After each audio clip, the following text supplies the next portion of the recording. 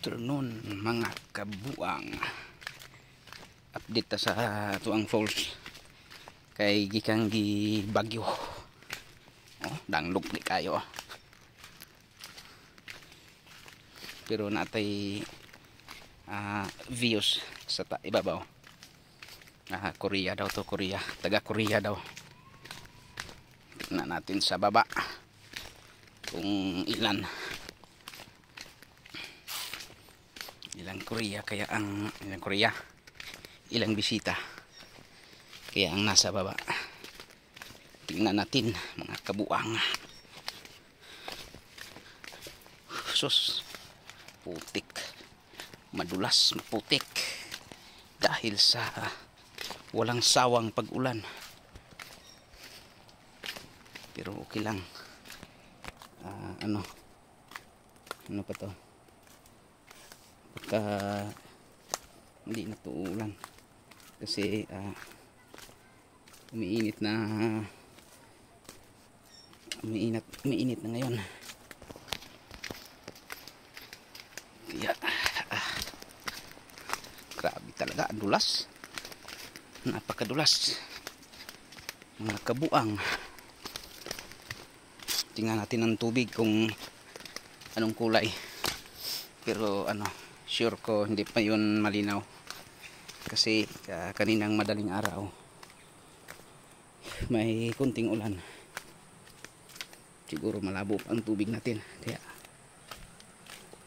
puntahan natin at saka tingnan. Sabi ko na nga ba, pero hindi naman siya parang kulay na kape, hindi tulad kahapon parang 3 in 1. Ngayon may konti namang linaw pero hindi pa gaano kalinaw. Bukas pag hindi ito ulan siguradong linaw na to. Tingnan nyo yung tubig, malabo pa ang tubig natin. Kaya sana hindi na umulan mamayang gabi, kasi pag umulan, nako, ang tubig na to para namang kafe na 3 in 1.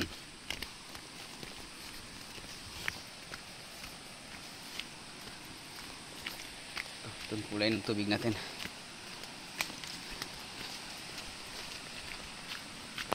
May mga guest pala tayo from Kangklaran siguro to, yun, mga foreigner. Uy, di pala, kala ko foreigner. Ay, foreigner pala. Si Rumnik pala yung nag-guide ng Korean galing sa baba. Sige, guide na. Ha? Agi kan sa katire? Ano may tsada asisa na, guys, tidak kena dia.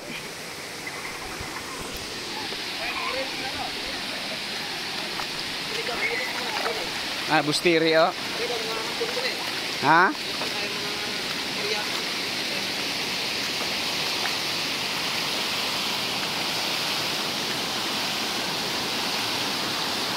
Halo.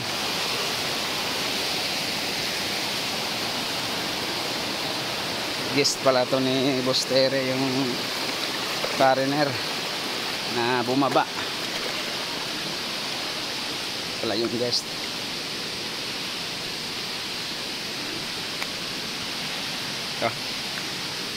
Hello. Hi.